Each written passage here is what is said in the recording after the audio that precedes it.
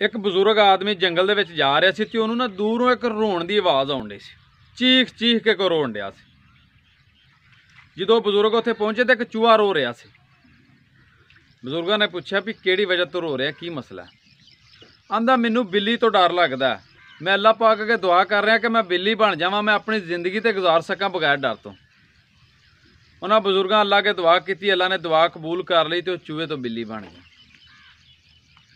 फिर थोड़े दिनों तो बाद वो बजुर्ग नंगे तो फिर वो रो रहा सी। बजुर्गों पूछा हुण की होया। आंदा मैनूं जंगल दे विच कुत्ते मारदे ने। बिल्ली ने आख्या मेरी अल्लाह के दुआ है मैं कुत्ता बन जा। उन्होंने बजुर्गों दुआ की, अल्लाह ने कबूल की, वो कुत्ता बन गया। कुछ दिनों तो बाद फिर बजुर्ग नंगे तो फिर रोण की आवाज़ आ रही सी।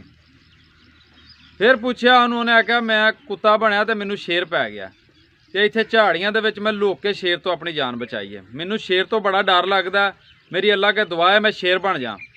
उन्होंने बजुर्गों दुआ की, अल्लाह कबूल कर ली, शेर बन गया।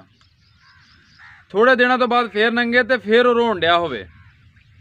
पूछा की होया। आंदा जी मेरे मगर शिकारी लग गए, मेरा वड्डा जिसम सी, भारा जिसम सी, मैं लुक भी बड़ी मुश्किल ना सकिया वा, हुण मैनूं बड़ा डर लगदा वे, एडा वड्डा जिसम लैके मैं कित्थे जावां, मैनूं तो इंसानां तो बहुत डर लगदा।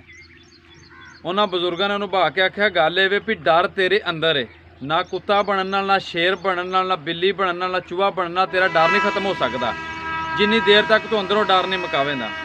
उन्हें आख्या जी मैनूं वापसी चूहा ही बना दो, मैं अपनी निक्की जी रुढ़ दे विच रह के खुश हाँ। हुण इस तरह एक जिहड़ा बंदा पेपर देंदा ना, उन्होंने डर हुंदा कि मैं फेल ना हो जावां। जिहड़ा बंदा नौकरी करदा उन्होंने डर है अपने बॉस तो कि मैनूं मेरा बॉस मेरी नौकरी तो ना कढ देवे। जिहड़ा बंदा दिहाड़ी करदा उन्होंने डर है कि मेरा ठेकेदार मैनूं दिहाड़ी तो ना कढ देवे। ये जिहड़ा डर है ना सानूं कदी भी जिंदगी च कामयाब नहीं होण दिंदा। ये डर तुसीं अपने अंदरों कड्ढो। डर जिहड़ा ना इंसान नूं कदी भी जिंदगी च अगे नहीं वधन दिंदा। बहुत सारे लोग इस डर की वजह तो जिंदगी च कुछ नहीं कर सकते।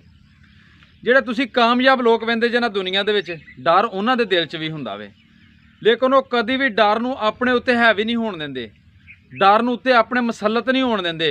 डर नूं हमेशा अपने फैसलों के थले रखते हैं, अपनी कामयाबी के थले रखते हैं। तुसीं भी इस तरह इस डर का खौफ अपने उत्तों ला दो, खौफ ला के जियो, तुसीं भी कामयाब होवदे। हर कदम कामयाबी तुहाडा कदम चुमे दी। बाकी मेरी दुआ है अल्लाह पाक तुहानूं कामयाब करेगा जरूर। अपने फैसले मजबूत करया करो, ताकतवर फैसले करया करो। इंशाअल्लाह खुश रवो दे, हसदे रहो तो वसदे रहो।